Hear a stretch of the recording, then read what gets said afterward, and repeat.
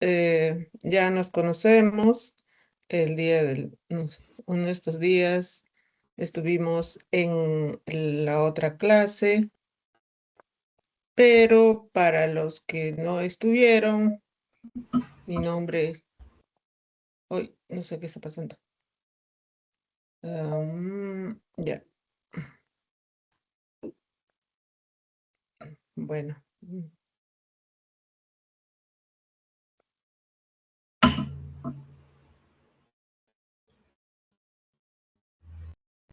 Mi nombre es Sara Castañeda. Soy especialista en odontopediatría. Un favor, ¿alguien ahí está con su micro abierto? ¿Sería tan amable en apagar? Pasen la voz a su compañero o compañera. Ya. Entonces, mi nombre es Sara Castañeda. Soy especialista en odontopediatría y doctor en salud pública. Conmigo vamos a desarrollar el tema del curso de ética e interculturalidad. Son temas quizás a veces un poco ajeno a lo clínico, sin embargo tiene su sustento y el por qué estamos desarrollando, ¿no? Bien, entonces el Ministerio de Salud ha desarrollado ciertos contenidos que han dado por conveniente desarrollarlos para seguir el siguiente paso y dentro de los paquetes a desarrollar, el paquete número 3 es la ética y también interculturalidad, ¿ya? Dentro de ellos vamos a tener dos módulos: ética y la función pública, código de ética y deontología, derechos y deberes de los usuarios de los servicios. Y el otro capítulo que está contenido sobre comunicación, diálogo, diversidad cultural, atención, enfoque intercultural, medicina tradicional, prevención y estigma. Lo que me parece extraño que esté este tema de parto, promoción de parto vertical.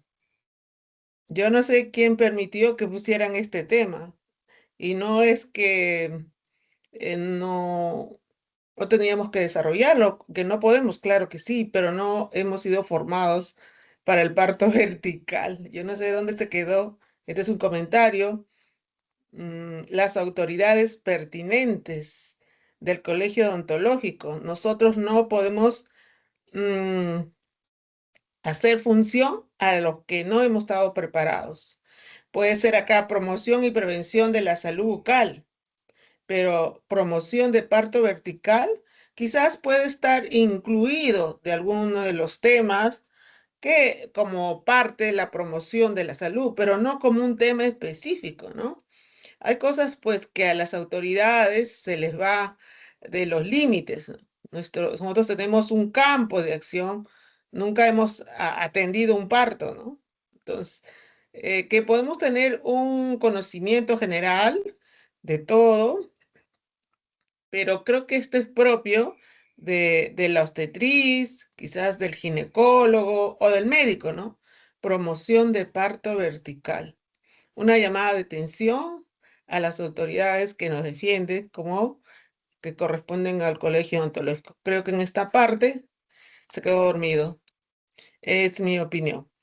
Bien, entre los contenidos a saber están, consta de 5 bloques temáticos que fueron desarrollados por el Ministerio de Salud, entidad al cual es rector.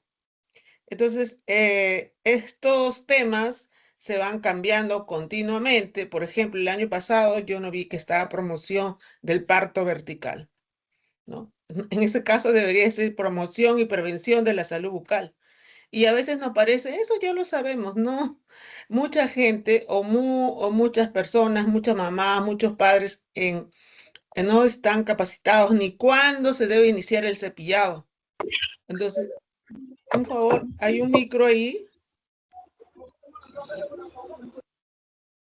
Alguien está quizás en transporte público y está prendido su... No hay ningún problema.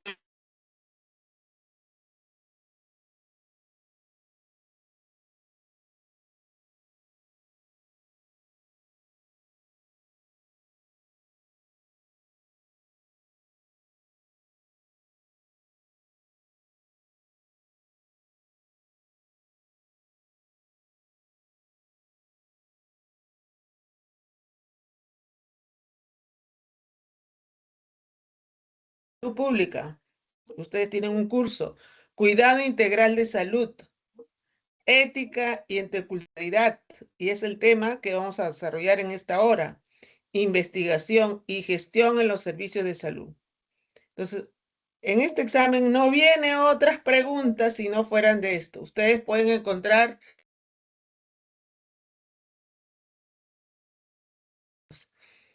también, claro está, que ustedes tienen que dar un examen de todos los cursos que se están brindando. Acá creo que hay ortodoncia, odontopediatría, endodoncia, todo. Pero para el SERUM específicamente, el examen que tienen que aprobar ustedes son respecto a estos bloques temáticos. Bien. Bueno, esto es para definir lo que es SERUM. El tema de hoy es ética, ¿no? Entonces, ¿qué vamos a desarrollar en ética? Esta parte tiene una introducción, ¿no? De cómo nacieron los valores, los principios éticos, ¿no? En respuesta acá, siempre vivo la ética, quizás existió, pero de manera académica, que las personas, las autoridades han propuesto los principios más que todo las autoridades a razón de ciertos problemas que se presentó en la humanidad o ciertos eventos, ¿no? Uno de ellos, muy importante, por cierto, es después de la Segunda Guerra Mundial, ¿no? Que terminó el 8 de mayo de 1945. La Alemania nazi se rinde frente a los aliados. Siempre hay una guerra entre dos grupos, ¿verdad? Entonces, Alemania se rinde y frente a ellos se desarrolla después de la guerra 12 juicios y donde se presentó este juicio se desarrolló en Estados Unidos, como siempre, protagonista de toda historia, ¿no? Y se desarrolló frente a un tribunal. Este tribunal se llamaba de Nuremberg, en una ciudad que se llamaba Nuremberg. Entonces, ahí se presentaron y todos los problemas que se cómo la falta ética que se presentó al tratar a los experimentos que se realizaron durante este periodo, ¿no? Hacían experimentos sin colocar anestesia, inoculaban bacterias para ver el curso normal de algunas enfermedades. Entonces, hacían varios experimentos, ¿no? Entonces, el Código de Nuremberg surge como respuesta a la denuncia de diversas problemáticas de salud realizados durante el periodo de la Segunda Guerra Mundial. ¿Y qué cosas se desarrollaron en esta Segunda Guerra Mundial? Especialmente con la población judía, con la población gitana, que ellos lo consideraban de un estado inferior, ¿no? En esa época los alemanes nazis especialmente, aunque ahora les ha quedado todavía un poco de esa arrogancia, se puede decir, de creerse mejor que una raza mejor que la otra, ¿no? Entonces, en base a ello, los alemanes a los judíos lo trataban pues un poco menos que un animal, ¿no? Y todavía ahora se quiere mucho a nuestras mascotas, pero ellos hacían experimentos. Nadie haría experimento con su mascota, ¿no? Por ejemplo, sacarle dientes sin anestesia. No, eso no lo hacían, estoy haciendo un ejemplo, ¿no? Entonces, se realizaron varios experimentos vulnerando ciertos principios éticos que lo vamos a ver a continuación. Entonces, primero el Código de Nuremberg se desarrolló frente a un tribunal y este tribunal se llamaba Nuremberg. Y bueno, dado su nombre, ellos fueron y desarrollan específicamente lo que se denomina consentimiento informado voluntario. Para cualquier procedimiento se tenía que tener el consentimiento informado del sujeto. Ya, si le quiere ser parte de un estudio, él tiene que estar de acuerdo, ¿no? Se le tiene que dar de conocimiento a, a la naturaleza, ¿no? De la investigación que está involucrado. Sin embargo, como los alemanes creían que los judíos, los gitanos, eran raza inferior y no le pedían este consentimiento informado, ¿no? El código, pues, de Nuremberg consta de principios. Estos son 10. ¿Para qué? Para garantizar el trato ético al ser humano, al trato ético en la investigación. La investigación es muy importante, la investigación científica, sin embargo, debe ir de la mano de la ética, debe guardar estos principios. Pero estamos hablando de estos antecedentes antes a que se desarrollen los principios éticos como tal. Entonces, el primer acontecimiento que va a llevar al desarrollo de los principios éticos se denomina Código de Nuremberg. Código de Nuremberg, que fue en respuesta a las atrocidades que surgieron durante la Segunda Guerra Mundial, especialmente por los médicos nazis, practicado con la población judía. Por otro lado, también hay un informe Belmont, o también se le denomina reporte Belmont. Doctora, pero ¿en qué consiste el reporte Belmont? Esto tiene una historia, como esa canción que dice la historia nuestra, ¿no? Y esto, lamentablemente, acá otra población vulnerable. ¿Cuál fue la población vulnerable? Ya eran los negros de origen, los negritos, ¿no? Afroamericanos, ¿no? Los afroamericanos. Por eso es muy importante que se dé mayor énfasis, especialmente a las poblaciones vulnerables, a las poblaciones que se creen que no tenían derechos en esa época, ¿no? Entonces, el informe Belmont, ¿en qué consiste? Tiene sus orígenes en un estudio. Ah, muy bien, se desarrolló un estudio científico propuesto, pues, por los investigadores en los años 1932 a que duró a 1972.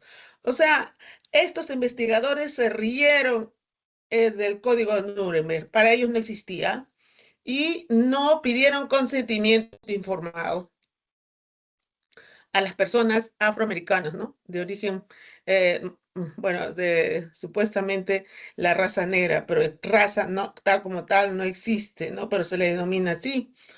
¿En qué consistió? O sea, ¿en qué consistió ese experimento? El experimento se desarrolló en 399 afroamericanos. Estos afroamericanos tenían pues el diagnóstico de sífilis y fueron estudiados sin su consentimiento. Este consentimiento está relacionado a un principio. ¿Y cuál es ese principio de la ética? Este principio, siento que como que toca la puerta. No sé si me están escuchando o no estoy compartiendo. ¿Me confirman? ¿Me Sí se confirman? escucha, doctora, sí se puede Ah, muy ver. amable. Pero es que siento que alguien hace tic, tic, tic. No sé si no he entrado. Ya, cuando estoy en este modo, yo no puedo dar ingreso a nadie. ¿Ya? Así que, bueno. Estamos en el informe o reporte Belmo, ¿no? Este reporte Belmo se desarrolló o fue integrado por 399 poblaciones afroamericanas, ¿no? Personas y que tenían el diagnóstico de sífilis. No se le pidió su consentimiento informado. Consentimiento informado que es un elemento necesario, ¿no? Por ejemplo, de la vacuna de COVID, varios participaron, pero se tenía que pedir su consentimiento informado. Si no, pues hasta podían denunciarlo, ¿no? Ahora no se puede hacer. Pero ya existiendo el Código de Nuremberg, los investigadores que estaban involucrados en este experimento tampoco se rieron en la noticia. Ah, ¿por qué? Porque eran personas vulnerables, ¿no? Entonces, para observar que el proceso natural de la enfermedad, o sea, no le dieron el tratamiento, pero con engaños, porque estas personas desconocían que ya había un antibiótico. Bien, entonces, 300 afroamericanos, en su mayoría analfabetos, fueron estudiados para observar el progreso natural de sífilis, no tratada. Los sujetos utilizados en este experimento no dieron el consentimiento. Recuerden, el consentimiento informado está relacionado a un principio de la ética, que lo vamos a ver luego. ¿Cuál es ese principio? Se denomina autonomía. ¿Qué quiere decir? Que yo decido si quiero participar o no participar. En eso consiste, recuerden, un principio de la autonomía es que yo decido si participo o no participo en el experimento.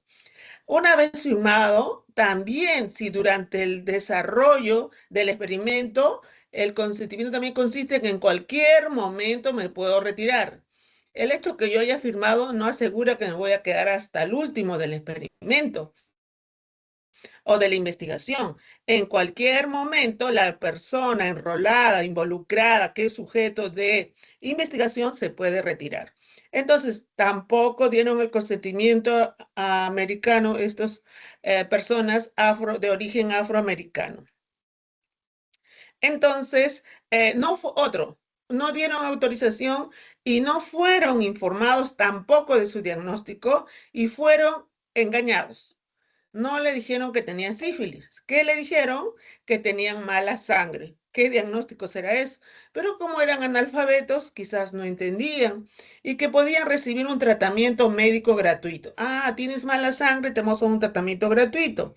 Transporte gratuito a la clínica. Para ustedes dice, ¿qué es esto? Pero es que antes los negritos no tenían derecho ni siquiera a transporte. Luego tuvieron derecho a transporte, pero en la parte posterior. Las personas de color o de tez blanca viajaban, se transportaban en la parte adelante y los negritos atrás. Bien, un seguro, también tenían un seguro de sepelio en caso de fallecimiento si participaban en el estudio, ¿ya? Entonces, mire, en 1947 ya se dio de conocimiento la penicilina. Sin embargo, lo descubrieron la penicilina. Sin embargo, los investigadores, ¿qué hicieron? Lo ocultaron. Lo ocultaron. Entonces, ese medicamento no se distribuyó de manera equitativa, de manera justa. Ahí viene otro principio de la ética, que está relacionada a la justicia. Cuando un medicamento no llega a quien debe de ser, a quien necesita, y se está vulnerando su derecho y se está vulnerando un principio, que es el principio de la justicia, que a alguien no se le debe dar el medicamento que necesita. En este caso, en 1947 ya se tenía descubierto la penicilina. Sin embargo, mire, el estudio duró hasta el 72. Entonces, los investigadores le ocultaron este medicamento. Entonces, para continuar con la investigación, para ver cómo evolucionaba, cómo se daba el curso natural de la enfermedad y de hecho que causaba la muerte, ¿no? Bien, entonces, como siempre, los reporteros, ¿no? Pues se llama Informe Belmo, Reporte Belmo, porque un periodista, ya el estudio fue terminado en 1972 cuando la noticia se filtró a la prensa, ¿no? Causó fin. Entonces, para 28 sujetos ya habían muerto. ¿Ah? Entonces, muchas personas habían muerto a causa de este experimento, otros 100 complicaciones médicas. Además, 40 mujeres, o sea, las parejas o sus esposos, fueron infectadas. 19 niños contrajeron enfermedades al nacer. El informe estableció, pues, aquella época, principios éticos, respeto, ¿no? Autonomía, justicia y beneficencia. Beneficencia es sabiendo hacer el bien, no debemos hacer el mal. Bien, entonces esa es la manera de introducción. ¿Cómo surgieron los principios éticos? Los principios éticos surgieron de esta mala praxis, ¿no? La primera que era el Código de Nuremberg, ¿no? Después de la Segunda Guerra Mundial. Luego tenemos el reporte Belmo. Entonces ahí se fueron formando en las instituciones estos principios éticos. A manera de ejemplo, le he dado esos eventos, hay otros, pero son eventos muy importantes. Ahora bien, ¿Qué es ética? Nuestro curso se denomina ética e interculturalidad. ¿Qué es ética? A saber, ética proviene del griego, dice, los antiguos dicen que toda la sabiduría viene de Egipto, ¿no? O sea, principios, de origen griego, pero los griegos dicen toda la sabiduría viene de Egipto, es decir, la cultura egipcia es más antigua que la griega, ¿no? Bueno, es un decir. Es relativa al carácter, derivado de ethos, que se refiere al carácter o naturaleza moral. Carácter o naturaleza moral, pero hasta ahora no me dice nada, doctora. Bueno, esas son sus raíces, ¿no? Que a veces no la entendemos porque no es nuestro idioma, pero no es propio del castellano, o sea, tiene sus raíces griegas. Esta noción fue adoptada por el latín, ya, por el latín más, se acerca más a nuestro castellano mestizo, ¿no? Entonces ya se denomina ética y posteriormente también en francés, que no se escapa, étique, antes de llegar al español. Bien, entonces, ¿qué es ética, doctora? Ya me has dicho las raíces, qué pasó, viene de origen griego, ¿no? Antes de Egipto, cuál es su origen francés, y luego ya vienes a nuestras raíces ya españolas, ¿no? La ética también es conocida como, es una rama de la filosofía. Ya, vamos a ubicar entonces la ética conocida como es una rama de la filosofía. ¿Qué estudia? Ya, doctora, todos estudian algo. ¿Y esta disciplina qué estudia? La conducta humana. Doctora, pero ahí se parece la psicología, que estudia la conducta humana. Sí, pero acá se diferencia. Hasta ahí estudia la conducta humana y se centra en las nociones del correcto e incorrecto. Entonces ahí ya se diferencia de la psicología, ¿no? La psicología no estudia lo correcto y lo incorrecto. Entonces, es una disciplina o es una rama de la filosofía que estudia lo correcto y lo incorrecto. En principio, estudia la conducta humana y se centra, ¿esto es correcto o no es correcto? ¿No? Si esto es bueno o esto es malo. A ver, que hicieran experimentos los alemanes, que inocularan bacterias, que hicieran cortes, inocularan bacterias para ver cómo reacciona ese cuerpo, ¿no? ¿Eso era correcto o incorrecto? Eso estudia la ética, ¿no? Que en el hecho del reporte Belmo, que a las poblaciones afroamericanas no le hayan dado el antibiótico correcto, habiéndose ya descubierto, ¿es correcto o incorrecto? Eso es lo que estudia la ética, ¿no? En sí, también, como he mencionado, es una rama de la filosofía. Estudia la conducta humana, a la vez se centra en lo correcto y lo incorrecto. Así también su objetivo es analizar los principios y normas que guían al comportamiento humano. ¿Hacia qué? Hacia la libertad y justicia, ¿no? Lo más hermoso que puede tener el ser humano es la libertad, vivir en libertad, y eso lo proporciona la democracia. Esa ya es mi filosofía de vida, ¿no? Y justicia. Bien, entonces vamos a seguir hablando de la ética para que ustedes tengan un poco más fijado en su ser. Entonces, la ética, vamos a iniciar, que es una rama de la filosofía. Sí, doctora, nos ha dicho que es una rama de la filosofía que se dedica pues al estudio del comportamiento. Ya, muy bien, ¿qué más? Analizando las nociones de correcto e incorrecto, lo bueno y lo malo. Y tiene un objetivo la ética. ¿Y cuál es?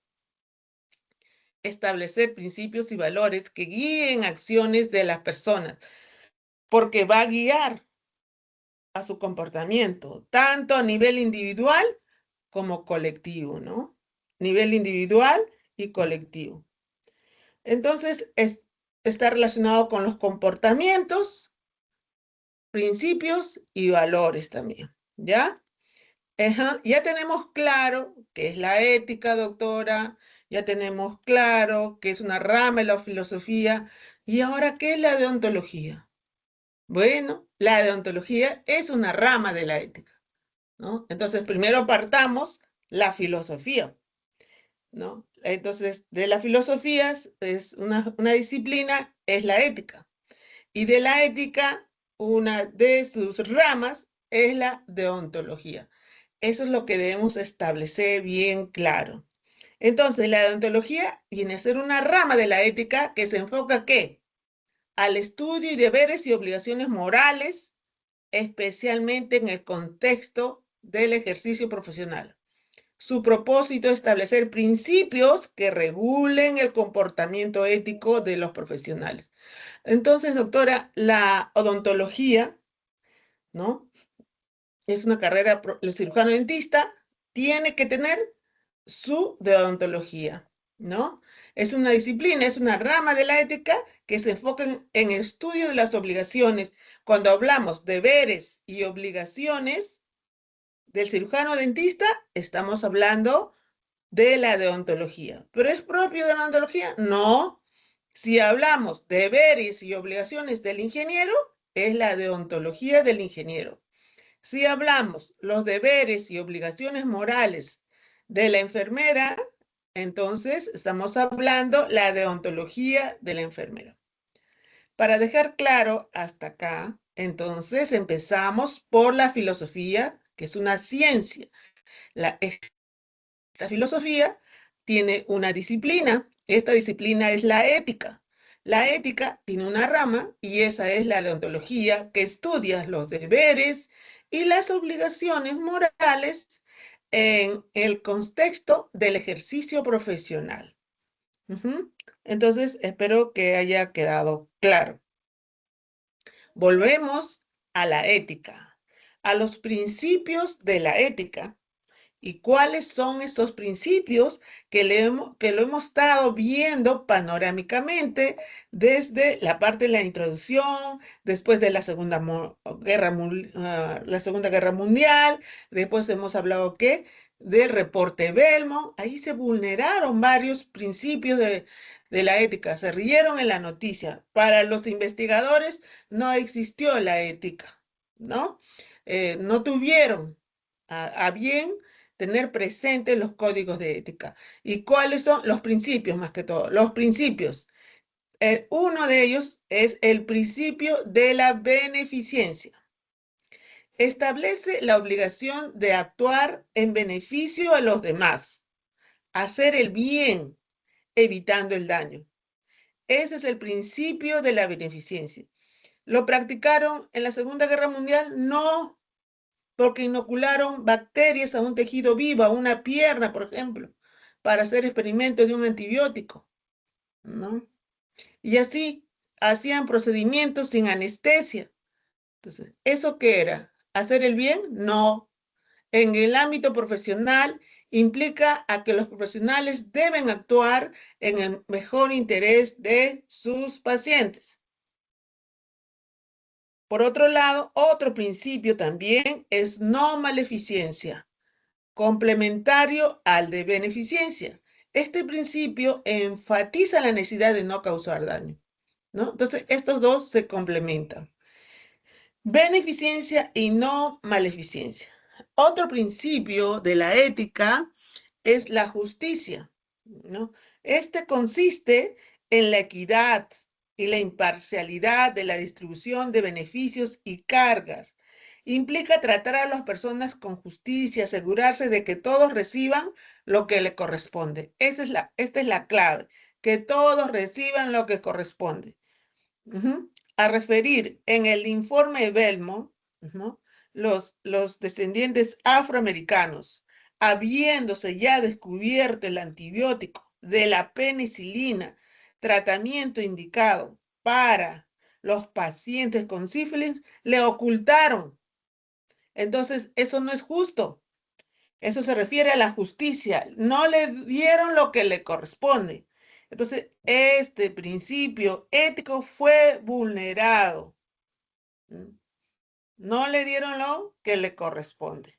Entonces, así puede haber diferentes ejemplos que, que pueden surgir, ¿no? Principio de la autonomía. Esto es algo que nosotros practicamos constantemente. No sé si ustedes, pero en la historia clínica, antes de hacer cualquier procedimiento, creo que sí también, le hacemos firmar un consentimiento informado, donde el paciente acepta el plan de tratamiento. Entonces, no solamente es el hecho de firmar, sino se le debe explicar cuál tratamiento, qué surge, sino las consecuencias de no realizar el tratamiento. Entonces, este hecho está relacionado al principio de la autonomía, es decir, el paciente decide si va o no realizar el tratamiento. Por ejemplo, yo tuve una paciente niña, vino con su mamá, bueno, la mamá es que decide, y el diente estaba pues con diagnóstico de periodontitis apical crónica, ¿no? En la 8.5. Entonces le explico, señora, acá hay dos alternativas de tratamiento, que puedo hacer una pulpectomía o una extracción. Después de la extracción, pues tengo que realizar un mantenedor de espacio. Usted decide, le digo las ventajas, beneficios, todo. Y como estaba un poco destruido el diente, la señora dijo, quiero que les traigan y después voy a hacer un mantenedor de espacio. O sea, uno le explica a la madre y ella es la que decide. Ahí está haciendo uso de la autonomía, porque uno le está explicando las dos casos, ¿no? Y ella decide qué tratamiento realizar, explicándole previamente las ventajas y desventajas. El principio de la veracidad refiere y subraya la importancia de hablar con honestidad y transparencia, ¿no? Todos estos principios están relacionados. Entonces, no vamos a engañarle con respecto a las resinas, ¿no? Que hay de varias calidades, ¿no? O decir de un tratamiento por otro.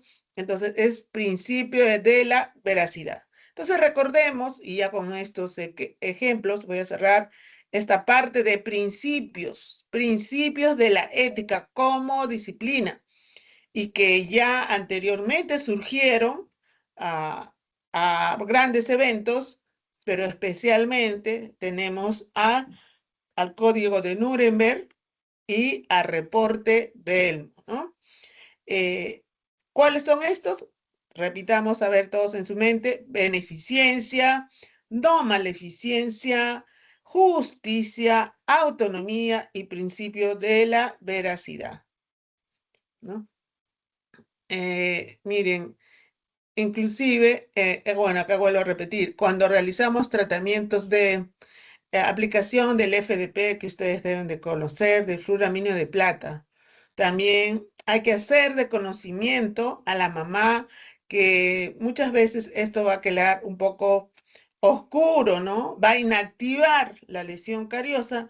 Sin embargo, pues tenemos que decir las desventajas del color, aunque hay un FDP con yoduro de potasio, no es que quede blanco, atenúa, ¿no? Un poquito el color, ya no es tan blanco. Entonces tenemos que decirle, y ella tiene que estar, yo tuve un paciente, le dije a la mamá, ay, mi hijo no colabora, que tiene estas lesiones, ya señora, acá hay una alternativa, le dije, más que estábamos en pandemia, le dije, le podemos aplicar FDP, va a quedar color negrito, y la mamá dijo, prefiero que esté negrito, sin caries, a que esté negro con caries. Entonces igual iba a estar negrito. Dice.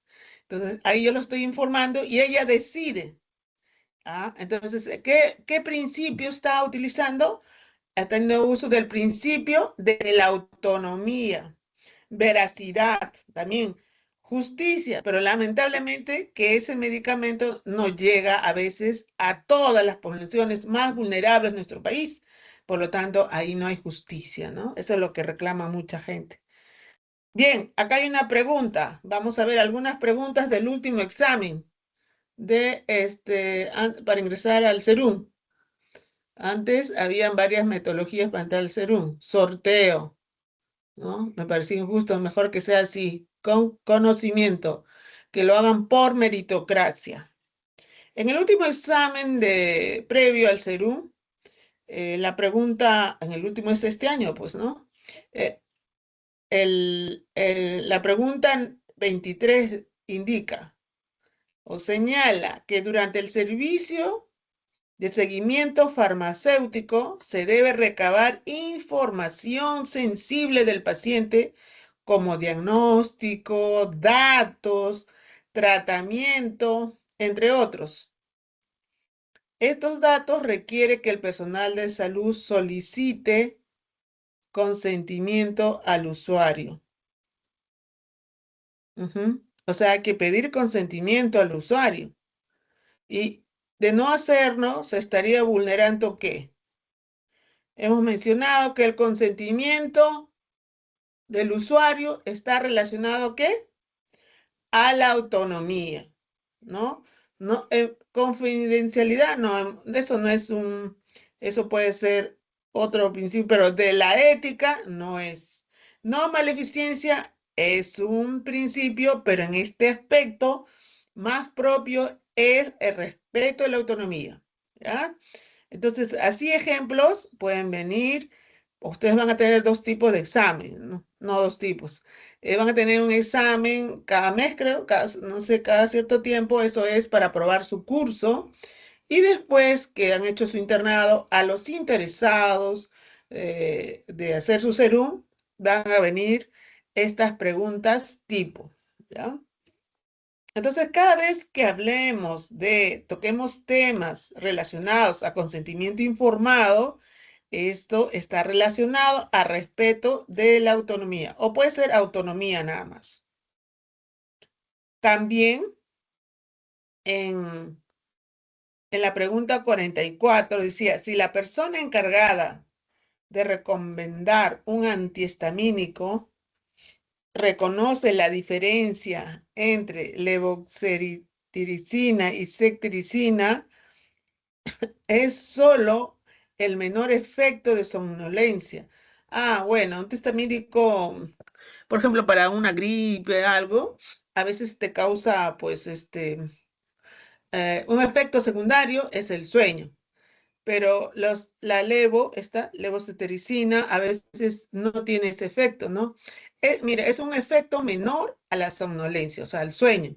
Y aún así se recomienda el levotiroxina a pesar de su elevado costo. Y suponiendo que la somnolencia no representa mayor riesgo del paciente, ¿qué principio ético se está vulnerando? Ya, vamos a traducirlo. O sea, se le da preferencia, ¿no? A la levocetericina. Señora, por ejemplo, compre o lleve o se le receta eso y la señora, bueno, va a ir a descansar a su casa y eso cuesta más caro, ¿no? Y si no se le da de conocimiento a la antihistamínico, ¿no? Otro genérico, que no cuesta nada, ¿no? La señora va a descansar, pero si va a manejar, entonces esa es la diferencia, ¿no? En este principio, acá se está vulnerando, aunque también estaría la autonomía para mí, porque va a decidir, pero a ella se le está ocultando quizás, ¿no? No se está dando esa información completa, ¿no? Y además le está prefiriendo porque está elevado precio, elevado su costo y va a ganar más seguramente, ¿no? La persona que está recomendando. Entonces, en este caso, la respuesta correcta es la beneficencia.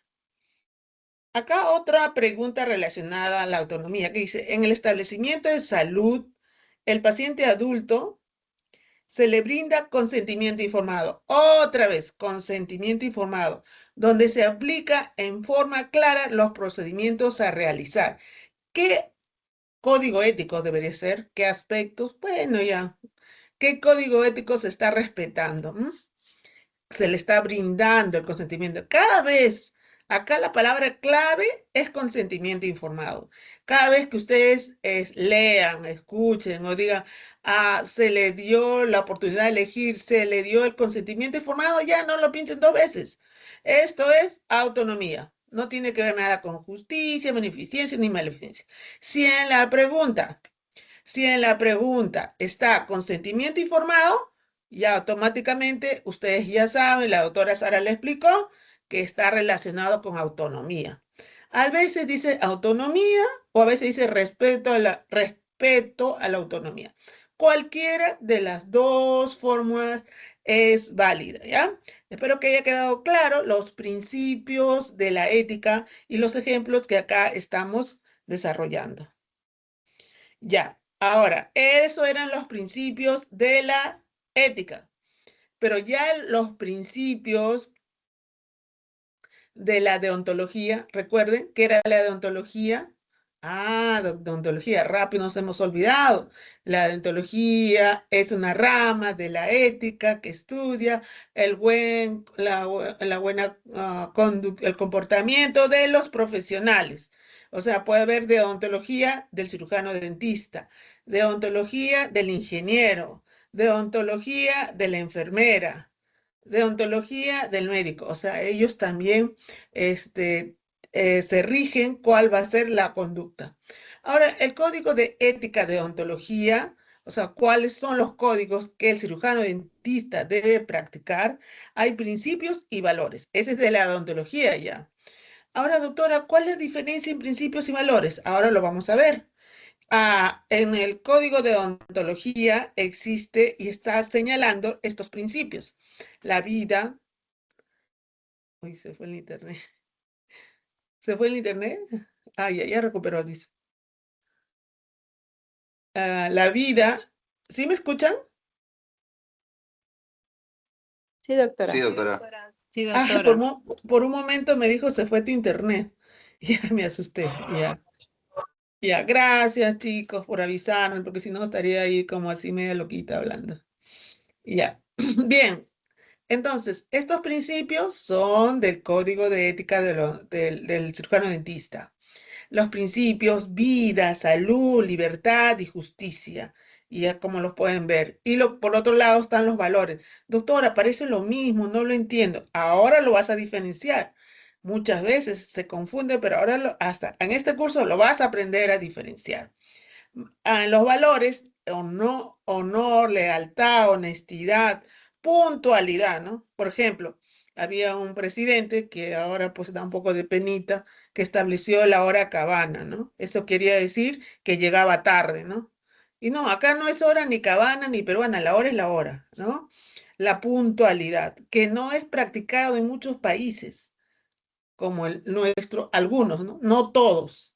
Yo creo que cada vez vamos a ir cambiando, cada vez debemos hacer una versión mejor, una versión mejorada de cada uno de nosotros. Entonces, cuando hay algo que no se practica en todas las culturas, ahí se llama valores. En cambio, cuando es aceptado universalmente, estamos hablando de principio. Esa es una de las diferencias. Cuando es algo, un tema de que solo se practica en ciertas culturas y no es aceptado en otras, por ejemplo, un ejemplo claro es la puntualidad. ¿Se practica universalmente? No, no se practica universalmente, ¿no? Entonces, eso es algo cultural. Por ejemplo, el respeto a la mujer. ¿Se practica universalmente? No, porque en otros países la están matando. ¿No? En otros países andan todas tapadas, se le están pegando. No, no. Entonces, cuando es aceptado universalmente como la vida, como la salud, la libertad, es aceptado, ¿no? Ahora, claro, hay ciertos países que no se practica, pues, bueno, voy a salir. Entonces, las normas del presente código, ¿de qué código estamos hablando? Código de ontología, que señala que todo cirujano dentista colegiado lo debe practicar. Solo los peruanos, también los extranjeros. Si vienen los venezolanos, se tienen que colegiar, y yo no sé por qué se colegian tan rápidamente. Bueno, ya están hechas la ley, también tiene que practicar, que ejerza la profesión en el territorio nacional. Entonces, todo aquel que ejerza la profesión en nuestro territorio peruano tiene que cumplir los códigos, los principios y valores del código de ética de nuestro colegio. Bien, hasta aquí alguna pregunta antes de seguir avanzando. Preguntas, dudas.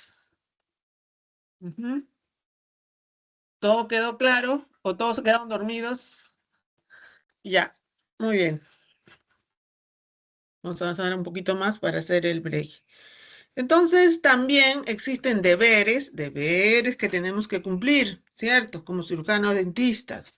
Y vamos a analizar los más importantes a decir, por ejemplo, que es que entre los deberes debemos desempeñar la profesión en forma individual, que podemos hacer de manera individual y de manera colectiva, ¿no? O sea, podemos poner en tu consultorio o trabajar en una clínica, con dedicación, esmero, calidad, competencia, para el bienestar de las personas humanas, comportándose con integridad. Este es un sueño, ¿no? En cualquier acto de la vida, incluso en las acciones fuera del ejercicio profesional. Ese sería un ideal, ¿no? Y bueno, la mayoría que bien que lo hacen, pero algunos dan mucho que desear, ¿no? Pero hay cosas que ya vienen de su formación en casa, ¿no? A decir, ¿no? A contar. Por ejemplo, en un establecimiento de salud X, lamentablemente el colega odontólogo y todos ya conocían que venía ebrio a trabajar. ¿Estaría cumpliendo su deber? No.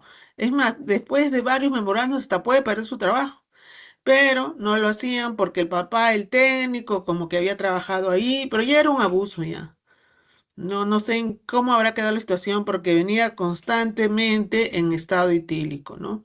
Entonces no estaba cumpliendo su deber, no estaba cumpliendo el código de ética y que alguien lo puede denunciar, sí, quizás el personal no, pero puede haber un paciente, ¿no? Entonces le aplican.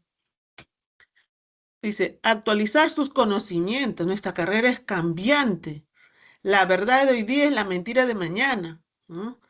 Y en mi época, porque yo tengo como 20 años de odontopediatra, ya voy a cumplir, em, el diagnóstico en dentición de sido de peritonitis apical crónica, es decir, con fístula, esos dientes eran indicados para extracción. Ahora no, ahora hay bastantes pastas que pueden esterilizar, regenerar y todo. O sea, la verdad de hoy día es la mentira de mañana. O sea, en ese momento era válido. Por lo tanto, una de esas pastas, ahora hay varias, es la pasta de Oshino o Trimix, ¿no? En mi época, ya después vino el doctor Oshino, que es un japonés grande, alto, y nos enseñó a preparar y todo, ¿no? Bien. Entonces tenemos que actualizar los conocimientos, conocer las leyes y reglamentos que norman el ejercicio profesional. Todos esos son nuestros deberes, ¿no? Abstenerse a realizar cualquier conducta que perjudique la vida o la salud de los pacientes. Cumplir con las labores profesionales, institucionales, administrativas. Eso a veces también es un sueño. Y todavía la puntualidad, considerando las necesidades de los pacientes. Lamentablemente, hay algunos colegas pues que se van antes de la hora, ¿no? Inventan enfermedades. Y bueno, esas cosas como que nos hacen quedar un poco o mucho mal, ¿no? Atender con la misma probidad, diligencia a todos los pacientes. No debe haber discriminación, ni lugar de nacimiento, raza, sexo, nivel socioeconómico, ideología. O sea, si fuera comunista o demócrata, usted lo tiene que atender sin ninguna discriminación. Y si fuera, no sé, cualquier religión, musulmán, católico o no sé, que se tapan la cara, y cualquier religión, no debe haber discriminación de naturaleza, de problema de enfermedad. Ajá, o que tenga VIH, usted lo tiene que atender, pero tiene su protocolo. Eso sí, tiene su protocolo. Vamos a contarle una historia. Por ejemplo, yo trabajaba en un establecimiento de salud y vino un paciente así medio sospechoso. Revisé la historia, decía portador de VIH, pero mal, ¿no? Debería estar adelante. Y yo dije, uy, Dios, felizmente que era mi último paciente. Entonces debe haber un día para atender pacientes con este tipo de enfermedades o atender al último, ¿no? Para no contaminarse. Quería extraerse el diente. Y justo creo que no había aguja o que se había acabado, ¿no? En ese establecimiento de salud. Y él me exigía, es mi derecho que me atienda. Así es tu derecho. Pero lamentablemente no, algún insumo se me había acabado. Y Y yo en el ontograma, ahí dice otras enfermedades. Yo le puse portador de VIH. Y él dijo, no, es mi derecho que conservar mi, o sea, como su anonimato. Ese es tu derecho, pero mi derecho es protegerme y proteger a mis colegas. Yo no lo estoy publicando en la radio, en ningún lado. Acá dice otras enfermedades. Y cuando hay otras enfermedades, puede ser diabetes, hipertensión o como en tu caso, portador de VIH. Ellos tienen su derecho, pues nosotros también, de cuidarnos y protegernos. Ahora, nuestro deber es leer toda la historia, pues. ¿No? Es leer toda la historia. Además, tienes que atender a todos como si fuera todos, te pueden transmitir cualquier enfermedad. Muy bien, entonces, sí, los pacientes tienen su derecho, pues nosotros también. ¿No? A cuidarnos, tener todos los materiales de bioseguridad. ¿M? Porque no, pues, queremos transmitir más enfermedades. Bien, dicho esto, regresamos en unos 10 minutos para continuar la segunda parte de ética, principios de bioética, y estamos desarrollando los deberes y derechos del cirujano de nuestra profesión de cual amamos, queremos, no sé, quizás hemos decepcionado, pero es una, la verdad que es una, a mí me ha dado grandes satisfacciones. Entonces regresamos en 10 minutos, voy a tomar ustedes también a un poco de movimiento para que regresen más activados. Ujú.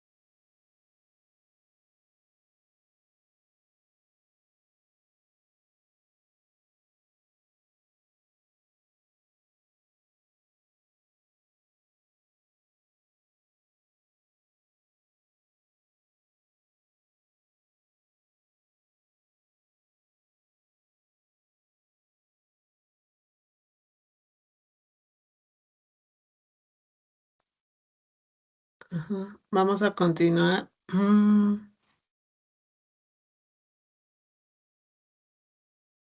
Ya. Ujú.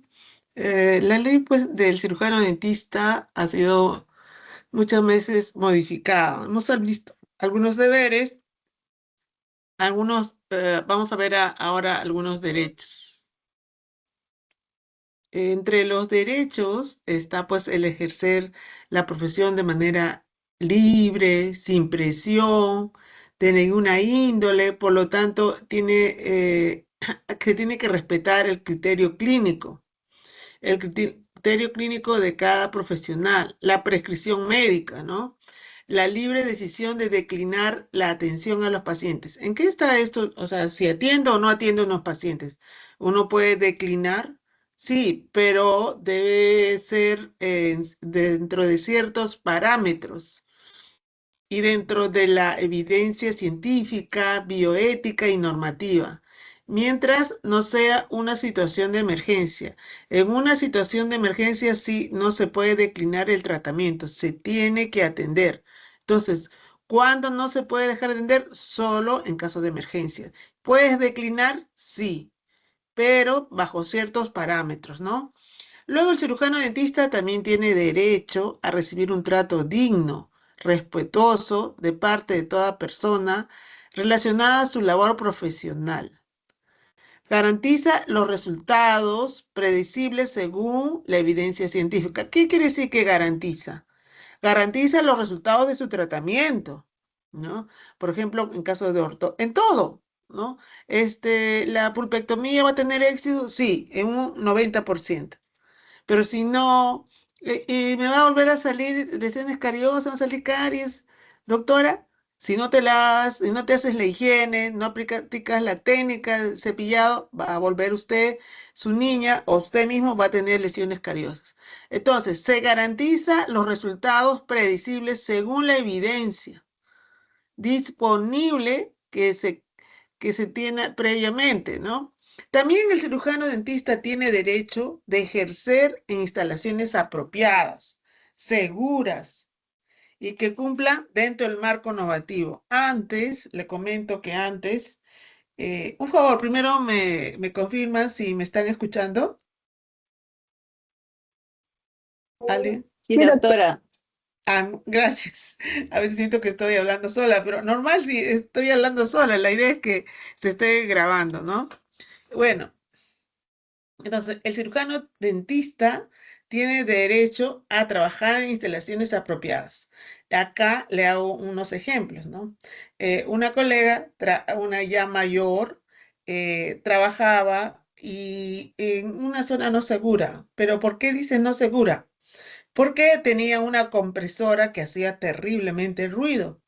Entonces la colega que era mayor ya le estaba, bueno, por su edad ya es a riesgo a sordera, ¿no? A que disminuya su audición, pero con este ruido se estaba aún aumentando. Ella presentaba sus papeles apoyándose en esto que tiene que trabajar en una zona segura, los decibeles no eran apropiados y todo, no le hacían caso.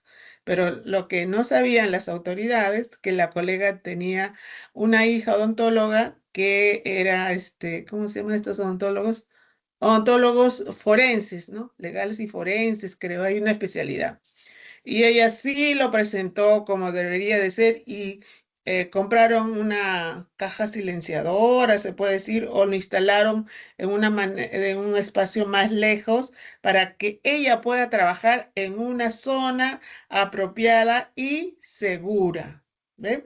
Entonces, eso es lo que es uno de los derechos, ¿no? Le comento, otro también cuando hice, sí, mire, si son 20 años de odontopediatra, cuando habré sacado mi título, ¿no? Imagínense, mi título era bioseguridad en la región Libertadores. Antes a nuestro país había ciertas regiones, por ejemplo, Ica y Ayacucho era la región Huari, creo, ya. Entonces fui a aplicar mi encuesta, no sé si era Guanta o unos de esos establecimientos Wanda, creo, o no recuerdo, un establecimiento de e-salud, me acuerdo, era IPS aquella época, y yo vi, espérenme, me dijo, porque yo quería aplicar mi cuestionario. encuesta. Y entonces, yo vi que el colega estaba extrayendo el diente sin guantes, ¿no? O sea, ese sería hace más de 30 años, ¿no? Y luego tenía que yo preguntarle, ¿usa mascarilla? ¿Usa guantes? ¿Usa esto, todo eso de usa? Y él me dijo, doctor, no le gusta usar guantes. Le digo de manera delicada. Y él me dice, no, porque yo tengo que sentir el diente. Tengo que sentir la boca para sacar. Imagínense, ¿Ali se atrevería a hacer eso ahora? No, ¿no? Ya pues con todas las enfermedades y del VIH, ¿no? Pero antiguamente posiblemente extraían los dientes de esa forma. Entonces, el cirujano dentista tiene derecho a ejercer su profesión en instalaciones seguras, apropiadas. Otro ejemplo más para terminar esta parte, ¿no? También cuando yo trabajaba, sí, en salud hace años, y salíamos de campaña y salíamos con la colega del MINSA. Yo todo esto llevaba por ahí se encontraba un enchufe con mi esterilizadora viajada, ¿no? Decía, tengo tantos equipos, por ejemplo, 10 equipos de botadores y 10, yo solamente podía sacar 10 dientes, ¿no? Extramural, ¿no? Cosa que ahora no se hace. Extramural solo se hace actividades preventivas promocionales y todo. Pero antes se hacía. Extramural podía extraer los dientes. Y mi colega no había llevado esterilizador. Ella llevaba creo que una bandeja o una tina con lejía, los lavaba rápidamente y procedía a usar, ¿no? Entonces, esto no era ético, ¿cierto? A la luz del día, no era ético, no estaba en una instalación segura, no es apropiado, entonces ahora las normas ya no lo permiten hacer esos tipos. Por eso, quizás para su momento no sé si era válido, para mí que no, ¿no? Entonces el cirujano dentista no le pueden obligar a nadie a que extraiga dientes fuera del servicio si trabaja en el Ministerio de Salud o en E-Salud o una entidad sanitarias de la policía o lo que sea. Ya eso no se realiza. Entonces, por eso dice que cumpla con el marco normativo vigente. El marco normativo vigente ya no permite eso. ¿Mm? Además, tiene que garantizar el desarrollo del trabajo profesional, independientemente en caso que tenga una relación de dependencia. Bueno, esos son los ejemplos para que ustedes tengan presente que el ejercicio de la profesión se debe de desarrollar en instalaciones apropiadas y seguras, ¿no? Que no haya decibeles tan altos, ¿no? Que nos den seguridad en el ejercicio de la profesión. También se debe mantener y transmitir una buena imagen y prestigio profesional en caso de ser sujeto de proceso disciplinario. En caso de no mantener y transmitir una buena imagen, ¿qué le hace? Un proceso disciplinario. El derecho es que ese proceso disciplinario debe ser tratado en privacidad, en primera instancia en privacidad, pero si vuelve a repetir la llamada de detención o hay medidas disciplinarias, inclusive económicas, ¿no? Como el hecho de que no puede llegar al establecimiento en estado etílico, ni olor a cigarro, ¿no? Lo ideal es como esta imagen, ¿no? Que bueno sería que todos llegaran así, ¿no? Bueno, recibir en forma oportuna e íntegra sus honorarios, ¿no? Eso es lo que todo el mundo quiere, que le trabajen y le paguen. Ese es su derecho. No pueden vulnerar sus derechos, más en todos los establecimientos, en todas las clínicas, más en los establecimientos de salud, del Ministerio de Salud y de Salud. Si no te están pagando, están vulnerando tu derecho. Ahora bien, también puede renunciar previa fundamentación escrita, aunque el trabajo a veces es tan valioso que muy pocas veces puede renunciar, pero se puede dar, ¿no? Por ejemplo, yo renuncié a mi trabajo de nombramiento. ¿Pero cómo lo hizo, doctora? Bueno, es que yo me nombré en se puede decir, en una región andina. Y yo pues quería estar próxima a mi hija que estaba en Ica. Y Y no sé, me vine de a pocos, ¿no? Yo estudié la especialidad y ya vine a ICA y yo ahí estaba ya estableciéndome. Primero me destacaron por tema de salud de mi hija, que tuvo hemorragia cerebral. Eso para decirle que también tenemos derecho por salud a desplazarnos. Y bueno, y de ahí llega un momento que ya no me querían renovar y me pusieron, o sea, una pistola. No, me dijeron, doctora, renuncia o le hacemos proceso administrativo. Entonces, mi derecho también es renunciar, ¿no? Renuncié a mi nombramiento.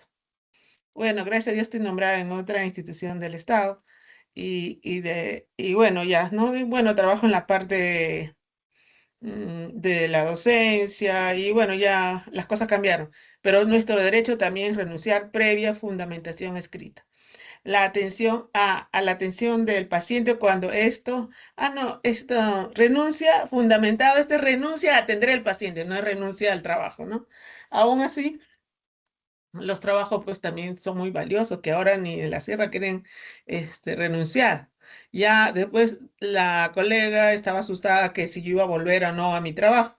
Le dije, no, tranquila, yo no vivo de mi pasado ni vuelvo atrás y así. Aún así, en el Ministerio de Salud, si tú has renunciado, tienes 5 años para volver. Y le dije, no, tranquila, no puedo, no voy a volver. Pero en esta renuncia en específica se dice renuncia previa escrita a la atención del paciente. Estás haciendo un tratamiento, el paciente no cumple las indicaciones, tú puedes renunciar.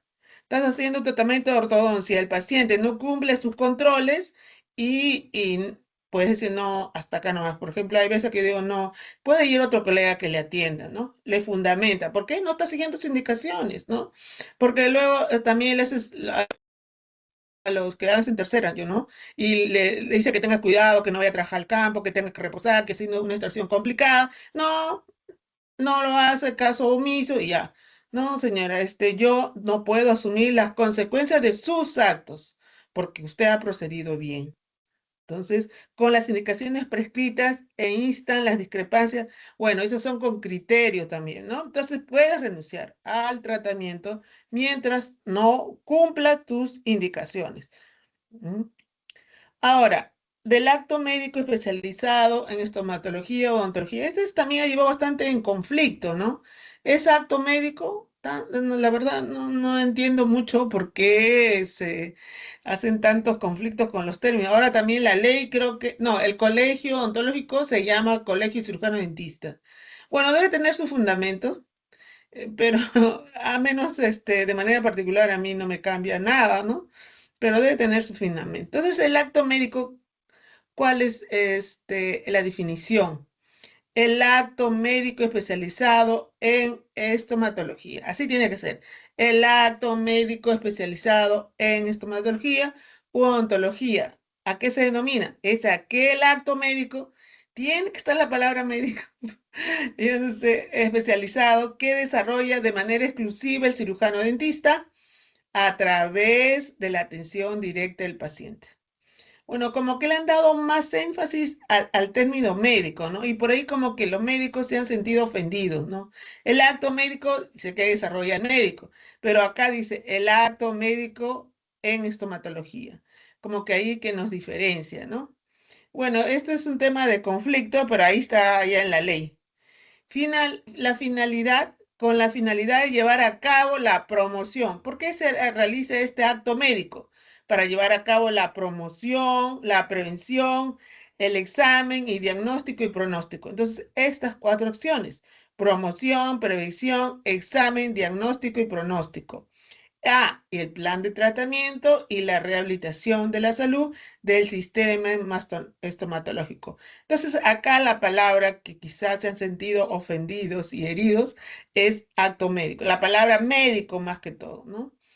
Bien, eso ya creo que está en la ley y aunque, bueno, en sentido ofendido ya está escrito, ¿no? Pero de manera particular a mí creo que no nos hace más ni nos hace menos, porque para algunos es importante que esté esa palabra, pero no sé, creo que no, de manera particular no me hizo bien ni ninguna beneficencia ni maleficencia. Ahora bien, el cirujano dentista también Cuando no cumpla sus deberes, va a tener faltas y infracciones. ¿Y cuáles son? ¿A qué se denomina infracciones? Las acciones u omisiones de los cirujanos dentistas que ocurren en las siguientes conductas. O sea, por conocimiento o con conocimiento. El hecho de que no conozcan, no, yo no sabía que esto, no, también es sancionado. Por eso, dice acciones u omisiones. O sea, hay algo que tú hiciste o dejaste de hacer, con conocimiento o desconocimiento, ¿no? O sea, acciones tú hiciste o también dejaste de hacer. Tenías que, por ejemplo, venía con un dolor agudo, le diste solamente analgésicos, y no antibióticos, que es de origen odontogénico, eso lo, entonces ahí estás omitiendo, ¿no? Entonces, la infracción, ¿en qué casos se aplican estas faltas e infracciones? La infracción a las normas contenidas justo en lo que estamos hablando, código de ética profesional, incumplimiento del juramento de colegiatura, conductas dolosas o culposas, infracción a la ley y su reglamento. También es sancionado, dice que acá, el cumplimiento de pago de cuotas societarias, pero bueno, esto es una utopía, ¿no? Muchos no están al día. De manera personal, siempre estoy tratando de cumplir, no tratando, estoy al día en el pago de esta cuota societaria. Incumplimiento justificado. También, ya saben que nosotros también elegimos a nuestras autoridades. Entonces, todos estos puntos que hemos desarrollado, toda actuación personal puede derivar a un daño moral o material a la comunidad odontológica. Entonces también tiene faltas o sanciones. ¿Y qué es sanciones? ¿Cómo se procede a las sanciones? Y acá quedamos, para darle un break, nos hemos quedado hasta acá, continuaremos la próxima clase. La idea es que puedan captar estos conocimientos, no es avanzar por avanzar. Entonces, de las sanciones, ¿cuál sería, a qué se denomina sanción? Amonestación que puede ser verbal o escrita de forma primero privada, quizás luego pública, ¿no? Esa es la primera parte. Como escrites algo, llamada de detención. Ya. Luego también hay, cuando ya es más severo, la multa, ¿no? Y esto ya está contenida en el presente Código de Ética, que lo vamos a ver. Luego también, si estas son severas los daños causados, puede hasta llegar a suspensión del ejercicio profesional en todas las modalidades de trabajo. Primeramente puede ser máximo por un año o expulsión de la orden. No creo que ninguno de nosotros vamos a llegar hasta esto porque vamos a actuar con ética, ¿no? Cumplir nuestros deberes y nuestros derechos. Bien, estimados estudiantes, hasta aquí quedamos. La próxima semana vamos a continuar. Muy buenas tardes.